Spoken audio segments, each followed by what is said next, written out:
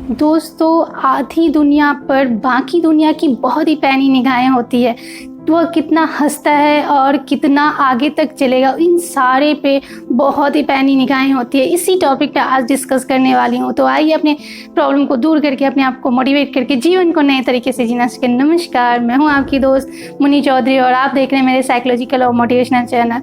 दोस्तों, आधी दुनिया कौन? आधी दुनिया एक वुमेन जिससे इतने सारे सवालों से घिर जाती है कि उसे कान बंद करना, पूरे एकदम कान बंद कर लेती है और इतना सफरिंग करती है और डिप्रेशन में चली जाती है। तो वो ऐसे सवाल, अटपटा सवाल, चाहे आप राजनेता हो, वुमेन हो, या फिर अच्छे स्पोर्ट्स खिलाड़ी हो, या फिर फेमस आप वर्किंग वुमेन हो, या फिर बिजनेसमैन वुमेन हो, ये सारी सवालों से कोई नहीं बच पाया है। इन सारे सवाल, ये सारे ऐसे सवाल हैं जिसको हर वुमेन से समझ लीजिए, इतना आप फेमस बिजनेस वुमेन है, फिर भी अगर ये सवाल आपसे किया जा रहा है तो एक हाउसवाइफ यानी एक गृहिणी से पे क्या इफ़ेक्ट पड़ता होगा। ऐसे ही एक इंटरव्यू था, एक सवाल है कि आप सेटल कब होंगे, सेटल कब होंगे। ये इंटरव्यू में सानिया मिर्ज़ा जो एक प्रसिद्ध खिलाड़ी हैं, टेनिस खिलाड़ी, उससे एक टीवी इंटरव्यू लिया जा रहा था। उसमें एक रिपोर्टर ने पूछा ये सवाल, और ये सवाल सुनते के साथ सानिया मिर्ज़ा को बहुत गुस्सा आया और उन्होंने रिप्लाई में कहा कि क्या मैं अभी सेटल नहीं हूँ? मैं यहाँ इंडिया के लिए खेल रही हूँ, मेडल ला रही हूँ, तो क्या मैं यहाँ पे अभी सेटल नहीं हूँ? सेटल का मतलब, एक वुमेन का सेटल का मतलब ये होता है कि वो शादी करके और बच्चे पैदा करे। तो अगर ये है, तो अगर ऐसा कुछ प्लानिंग होगा मेरा शादी करने का, तो मैं पूरी मीडिया को इन्फॉर्म कर दूंगा। उसे बहुत ही इस बारे में, ये सेटल होने का सवाल पूछा गया तो ये बहुत उनको गुस्सा आ गया था।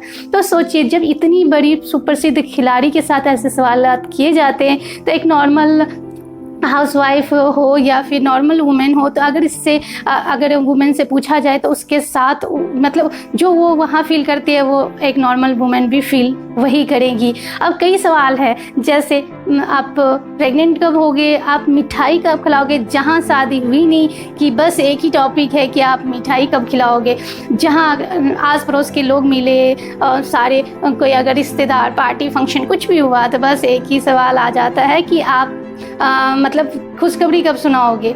और मतलब ये सारी चीज़ें, उठते बैठते ऐसे सवाल पूछना शुरू कर देते हैं। फैमिली मेम्बर सारे लोग ऐसे सवाल पूछना रखते हैं। और एक और सवाल, अगर आपके सवाल होगा, आपका जवाब होगा कि नहीं हम बाद में सोचेंगे, तो एक तीखी सी सवाल आ जाएगी कि आपके बुढ़ापे का आपका सहारा कौन बनेगा, यानी कि बुढ़ापे में कौन ख्याल रखेगा।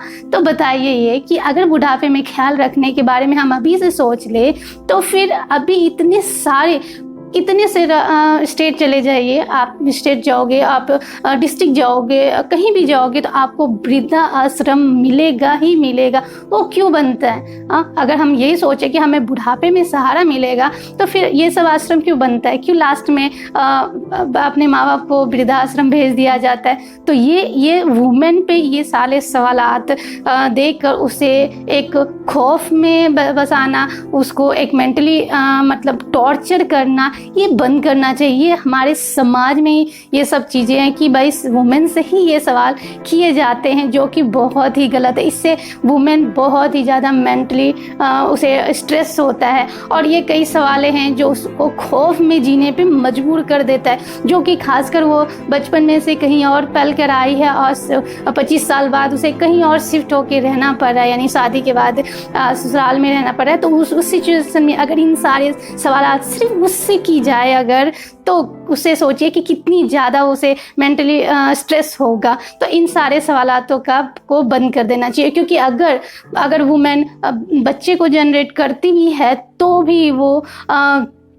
उसकी जो भी चेंजिंग लाइफ होती है, वो सिर्फ एक वुमेन के लाइफ में होती है। तो वो सिर्फ वुमेन का डिसीजन होगा कि वो आगे क्या सोचती है, किसे शादी करना है, किसे नहीं करना है, उसको कितना पढ़ना है, उसे अभी कितने बच्चे चाहिए या फिर एक ही बच्चा चाहिए। यानी कि ये सारी चीज़ें एक वुमेन का, क्योंकि सारी चेंजेस एक वुमेन में आ जाती है, उसकी लाइफ पूरी चेंज हो जाती है, तो सारे स्ट्रेस वुमेन को झेलना पड़ता है। तो ये सारा डिसीजन उसका होना चाहिए, और इस डिसीजन पे हमें अप्रिशिएट करना चाहिए, यानी कि हमें उसका सम्मान करना।